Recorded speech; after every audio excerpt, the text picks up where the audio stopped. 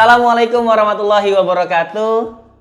Selamat datang kembali brothers di agenda Brother Talk, Your Mate in Learning Technology. Biasanya Brother Talk tuh sama Banu ya, tapi sekarang sama gua Aditya Firmansyah masih satu tim sama Banu di Business Development Brother Interaktif. Dan sekarang Brother Talk akan membahas hal yang di luar teknis. Biasanya tuh perusahaan IT identik dengan developer, software tester, UI UX designer atau project manager. Nah, sekarang gua didampingi sama Mas Fikri Fadilah, HR GA Lead dari Brother Interaktif. Lu pasti pada penasaran kan? Kira-kira kita bakal bahas apa? Karena kita langsung bawa lead-nya. Tapi sebelum itu kita kenalan dulu sama Mas Fikri. Oke? Monggo. Diperkenalkan Mas Fikri. Oke, baik. Bismillahirrahmanirrahim. Assalamualaikum warahmatullahi wabarakatuh. Waalaikumsalam warahmatullahi wabarakatuh. Apa kabar brothers? Saya manggilnya brothers saja ya? Ya, betul. Boleh. Oke, brothers, perkenalkan saya Fikri Fadlillah. Saat ini diamanahi menjadi HR GA Lead ya sebenarnya di Brother Interaktif. Dulu mengawali karir sebagai training organizer di salah satu bank syariah.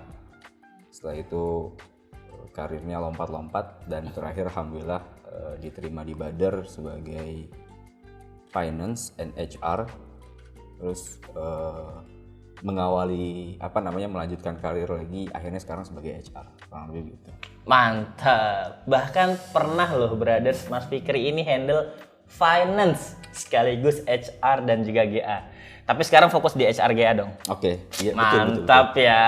Oke. Nah, biasanya kalau orang ngobrol sama HR atau GA pasti nggak jauh-jauh dari rekrutmen.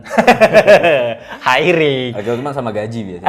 Iya, rekrutmen sama gaji. Nggak jauh-jauh dari itu. Betul. Oke, sekarang kita coba discuss sedikit nih brothers tentang rekrutmen di perusahaan IT. Gue mau tanya deh Mas Fikri. Yang pertama, biasanya nih waktu ada request dari internal, gue butuh orang nih. Itu biasanya apa sih yang dilakuin atau flow-nya deh dari HR GA kalau misalkan mau ada hiring sebelum orang tahu Brother Interaktif tuh mau hiring. Okay. Kayak gimana sih? Jadi kurang lebih flow-nya begini ya. Jadi di awal tahun biasanya kita ada yang namanya MPP, Manpower Planning. Jadi di awal-awal tahun itu sebelum masuk tahun biasanya kita ini diskusi juga sih sama manajemen, kira-kira nanti tahun depan manajemen maunya seperti apa, terus target-targetnya seperti apa, jadinya terus juga bisa kita mappingin tuh kira-kira kebutuhan SDM-nya berapa itu yang pertama. Nah, ketika sudah mau rekrutmen baru tuh nanti akan ada sinyal biasanya dari manajemen atau dari user, kira-kira divisi ini butuh butuh tambahan orang. Mulai dong rekrutmen, kurang lebih begitu. Gampangnya gitu lah. Iya. Berarti balik dari manpower planning itu ya? Iya, betul. Yang di awal biasanya tahun. Seperti itu. Oke. Nah, terus udah dapat nih info. Dapat dari user. Mas Fikri, atau bukan Mas Fikri deh. HR. Hiring dong. Nah, biasanya kalau hiring HR dari perusahaan IT itu screening pertamanya kayak gimana? Buat brothers yang mungkin mau ngelamar kerja di perusahaan IT nih. Iya. Screening pertama ya pertanyaannya. Yang pasti pertama kan kita ngumpulin requirement dulu nih dari user. Misalkan divisi tester butuh orang tambahan, terus kita tanya nih requirement-nya seperti apa. Gitu. Nah, setelah kita dapat requirement, terus juga kita buka lowongan, terus dapatkan tuh kandidat. Terus kita screening.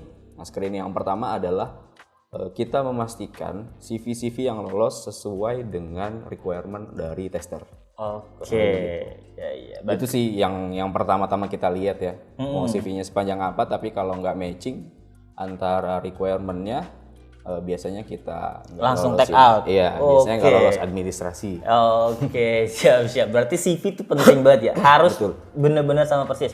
Oke, berarti brothers poin pertama harus sesuaikan CV ya dengan requirement. Ya, itu penting banget sih. Kalau CV itu wajib banget diupdate. Wajib banget diupdate ya, soalnya ya. Nah, dari sekian banyak misalnya sebutlah Brother ini kan kalau sekali buka atau hiring itu kan pasti banyak banget yang daftar ya. Ini info juga buat brothers biar tahu gitu ya. Kok saya nggak diterima-terima di Bader gitu ya. Karena memang banyak banget yang daftar brothers sekalian. Gue mau tanya deh, apa sih kesalahan yang biasanya dari HR tuh langsung ini enggak. Kan misalnya lu pasti 200 lah sebut ya. Kita screening 200 kan capek ya 200. Apa sih di perusahaan IT itu yang ini enggak, ini oke deh. Kita coba lanjut gitu. Itu apa tuh biasanya kesalahan fatal yang biasanya bikin pelamar tuh langsung ditolak sama HR di perusahaan IT? Keywordnya adalah apa yang bikin auto ditolak gitu ya, kurang lebih gitu ya. Ya. Itu biasanya di screening awal itu tadi dia tidak mencantumkan requirement sesuai dengan yang dibutuhkan. Kayak misalkan kita di tester ya, misalkan dari tim tester butuh yang bisa otomatis testing, misalkan. Testing. Kalau dia nggak cantuman itu biasanya kita geser langsung, kurang lebih gitu. Jadi kayak keyword pentingnya itu perlu banget dicantumkan di CV-nya. Walaupun mungkin dia bisa ya. Tapi kalau nggak dicantumin kan kita nggak tahu. Kan kita nggak bisa nerawang. Jadi perlu banget tadi diupdate CV-nya, terus juga keyword pentingnya perlu banget dicantumin. Tapi kalau misalnya projectnya banyak nih, masukin semua nih, CV kan jadi kelihatan panjang ya. Nah itu kan katanya ada tips tuh. Kalau bikin CV jangan panjang-panjang. Nah itu biasanya gimana kalau tips dari HR waktu screening CV? Iya, betul juga ya. Bikin CV jangan terlalu panjang. Yang jelas yang paling penting adalah kalau misalkan requirement-nya itu tadi dia butuh mention pengalaman. Nah, di situ aja tuh dibanyakin. Biasanya kalau saya pribadi nih ya, di bocoran, saya tuh nggak terlalu ngelihat kalau teman-teman nyantumin skill saya ini itu nggak terlalu saya lihat. Biasanya saya lihatnya di experience-nya biasanya. Kebanyakannya di situ. Kalau misalkan di situ udah kelihatan tuh ini sesuai nih requirement-nya. Ya udah biasanya saya nggak terlalu banyak lihat. Karena kan kita screen CV nggak 1-2 ya. Iya. Ya 100-200 kadang-kadang. Dan kita belum pakai TC. Jadinya mungkin poin-poin penting, terus juga biasanya yang paling dilihat adalah experience ya teman-teman. Oke, matchingin sama requirement. Itu yang kedua. Yang next deh, Mas Fikri, misal next dari CV, udah nih lolos, masuk ke wawancara. Oke. Kalau di kita perusahaan IT kan biasanya ada user, ada HR pastinya. Ya, betul. Nah, kalau dalam konteks HR, apa yang biasanya ditanyain atau digali lebih dalam dari si pelamar kerja ketika wawancara sama HR? Oke, baik. Kalau untuk wawancara betul tadi di Badan Interaktif ini ada 2. Yang pertama wawancara HR, yang kedua wawancara user. Kadang-kadang sering dibalik sih ya, entah user dulu atau HR dulu, tergantung waktunya mana yang siap duluan. Gitu. Nah, untuk wawancara HR ini yang perlu teman-teman ketahui ketika teman-teman mau interview dengan HR, pastikan teman-teman tahu company-nya itu seperti apa kayak gitu. Karena biasanya tugas HR itu adalah matchingin antara value-nya company dengan value-nya si kandidat. Kurang lebih gitu. Jadi kurang lebih rata-rata begitu ya, HR ngelihat ini matching gak nih kerja di tempat kita kayak gitu. Ini sesuai gak nih kerja di tempat kita kayak gitu. Kalau lebih ke situnya. Matchingin requirement biasanya dari user soalnya ya. Jadi dia make sure kayak valid apa enggak apa yang ditaruh di CV itu biasanya dari user ya. Iya, biasanya kalau yang teknis itu nanti di user. Apalagi buat teman-teman software development biasanya nanti ada tes live coding ya. Kalau sama-sama teman-teman sama user biasanya kayak gitu. Nah, kalau udah sama HR biasanya ya itu aja. Kita ngobrol ngalor ngidul, nanti biasanya tuh kita nilai, ini matching nih dengan dengan kulturnya Bader Interaktif misalkan kayak gitu. Biasanya kan kalau ngalor ngidul tuh kelihatan aslinya ya. Iya benar. Saking enaknya ke bawah gitu kan. Biasanya gitu teman-teman. Oke. Mau nanya deh Mas, kalau misalnya di Bader tuh kan berbagai role banyak banget. Kalau misalnya mungkin kalau di perusahaan lain saat nggak terlalu banyak, nggak sebanyak Bader atau nggak sebanyak perusahaan IT yang mungkin banyak role. Nah itu gimana cara HR kemudian menyatukan value company itu ke banyak orang dengan yang pasti juga banyak pekerjaan dong. Betul. Kayak gitu. Itu gimana? Pertama ini dulu deh, secara flow-nya misalnya make sure bahwa karyawan tahu, internal tahu, kemudian tertanam dengan baik, terus apalah terimplementasi dan lain sebagainya. Itu gimana sih cara dari HR-nya? Susah nih pertanyaannya. Berat ya, yoi, tapi karena ahlul value aman dong. Iya, jadi kurang lebih kalau jawaban saya adalah pastinya ketika ada value di sebuah perusahaan itu kita perlu jagain ya. Jagainnya dari mana? Yang paling memungkinkan adalah ketika rekrutmen, ketika gerbang masuknya. Nah, begitu. Jadi di rekrutmen itu tadi benar-benar kita seleksi mana-mana memang talent-talent yang sesuai dengan value-nya Badar Interaktif. Kayak gitu. Jadi kalau udah di dalam dan merubah itu memang agak-agak sulit ya. Tapi ya ada aja ya kecolongan ya. Ada aja ya kecolongan. Tapi di awal biasanya kita state nih Badar Interaktif tuh begini, Anda akan ada di gerbong yang seperti ini, di perjalanan yang akan lama, jadi minta tolong dipertimbangkan. Jadi ketika dia masuk itu udah aware tuh, oh Badar Interaktif tuh begini, jadi saya jangan gini. Jadi dia yang terinfluence, bukan dia yang menginfluence yang lainnya. Kurang lebih gitu. Jadi dari rekrutmennya dijaga. Berarti benar-benar dari rekrutmen tuh ketika interview HR kita kasih tahu gamblang, gitu ya, dikasih tahu sama gamblang. Saya bahkan sampai kasih tahu daily-nya Badar. Daily-nya Badar tuh begini. Cocok nggak? WFH lo, WFA lo kayak gitu. Jadi terus kalau misalkan software engineer misalkan nih kalau libur digangguin mau nggak? Kayak gitu. Kurang lebih gitu sih. Jadi supaya mereka tuh tahu dan nggak kaget kayak gitu. Kita kerjanya tuh begini loh kayak gitu. Betul bener-bener ya digambarin. Tadi Mas Fikri udah mention, kita tuh sebenarnya sampai sekarang tuh 2023 bulan Mei. Biar kita tahu konteksnya ya. Mei 2023 Badar Talk dibuat yang edisi ini nih. Badar tuh masih full WFH, WFA, anywhere, home, house, terserah gitu. WFB, Bali, boleh, Bandung, terserah pokoknya. Nah Mas Fikri, gimana sih caranya? Ini kan orangnya mencar-mencar. Gimana HR itu tetap bisa make sure bahwa koordinasi tetap berjalan dengan baik, value company-nya masih jalan, itu kayak gimana? Oke. Jadi WFA atau WFH ya. Ini sebenarnya kita WFA ya teman-teman. Anywhere. Kalau WFH itu teman-teman harus kerjanya di rumah. Nah, itu biasanya di perusahaan lain kalau WFH itu teman-teman harus clock in. Based on aplikasi yang ada location-nya itu. Nah, biasanya deteksi. Jadi dia kalau udah sekian jaraknya berarti dia nggak dianggap bekerja. Tapi kalau di Badar WFA ya, jadi kita bisa kerja di mana aja. Nah, mantap. Cara menyatukan tadi koordinasi terus juga itu gimana make sure-nya? Itu tuh sebenarnya kita serahin ke supervisor masing-masing ya. Jadi gaya komunikasinya, terus juga mau gimana cara komunikasinya, itu kita serahkan ke supervisor masing-masing karena supervisor punya caranya sendiri untuk ngelit timnya kayak gitu. Nah dari HR ngapain? Digituin aja. Udah terserah deh pokoknya. Terserah deh. Yang penting target kelar, nggak gitu juga sih. Yang jelas di HR juga kita fasilitasi tools-toolsnya ya. Kayak misalkan kita rekomendasi pakai tools, misalkan Trello, terus juga untuk chattingnya kita pakai Slack gitu. Terus juga di HR sendiri juga ngejagain teman-teman supaya si supervisor bisa mantau. Kita pakai aplikasi namanya Time Doctor. Jadi promo deh. Nggak apa-apa, biarin aja. Time Doctor, Trello, Slack, tolong ya. Next. Badar Talk bisa kali ya. Ada gambarnya di sini. Bisa kali ya. Next. Jadi supervisor bisa tahu tuh si membernya lagi kerja atau enggak. Terus dalam hari itu dia udah berapa jam kerjanya kayak gitu. Jadi kita lebih support dan merekomendasikan toolsnya, gaya mereka koordinasinya itu kita serahin masing-masing. Menarik.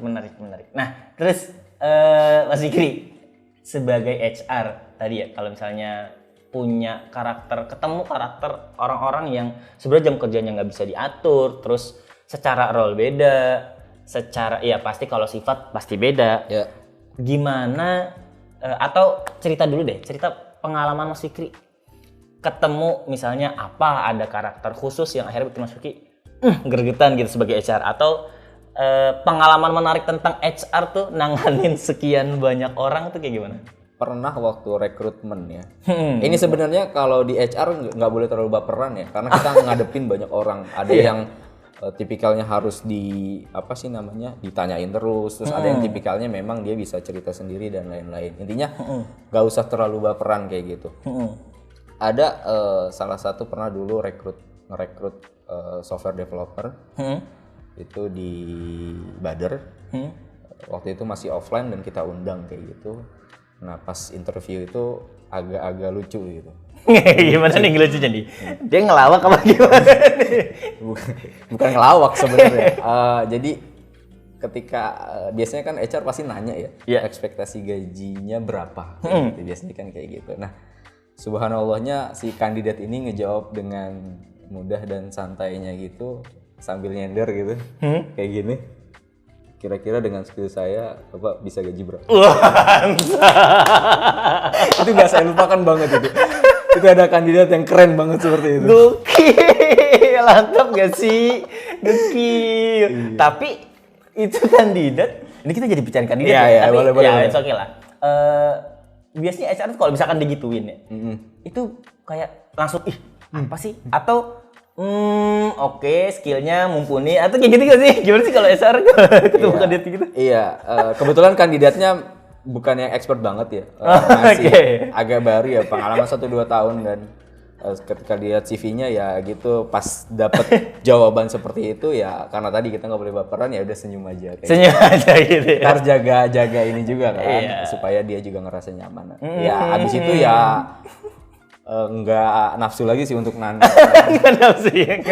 Nggak berhasrat lagi untuk nanya-nanya kurang lebih gitu. Akhirnya ya udah kalau abis itu tanya. Abis itu kayak ngeblank aja gitu. Kayak apa ya? Mau nanya apa lagi ya? Kayaknya baru kandidat ini kayak gitu ya. Ini cuma satu sih alhamdulillahnya waktu itu. Kayak gitu.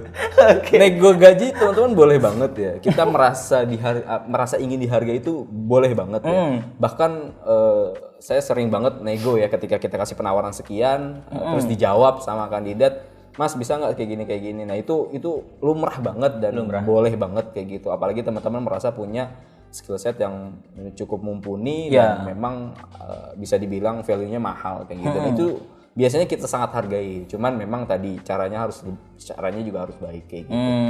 Oke.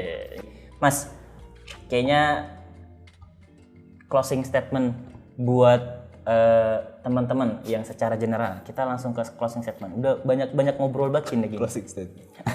Ada pesan, kesan boleh disampaikan tentang kerjaan HR di perusahaan IT itu kayak gimana? Intinya teman-teman yang mau berkarir di dunia IT jangan lupa perbanyak skillnya atau portofolionya buat teman-teman, terutama teman-teman teknis. Banyakin portofolionya, entah itu portofolio yang berbayar atau dibayar atau mungkin teman-teman bikin project sendiri. Itu biasanya kita lihat juga, atau secara paling nggak screening HR tuh lolos lah, bisa dilolosin lah kayak gitu, karena itu kita hitung sebagai experience-nya kayak gitu.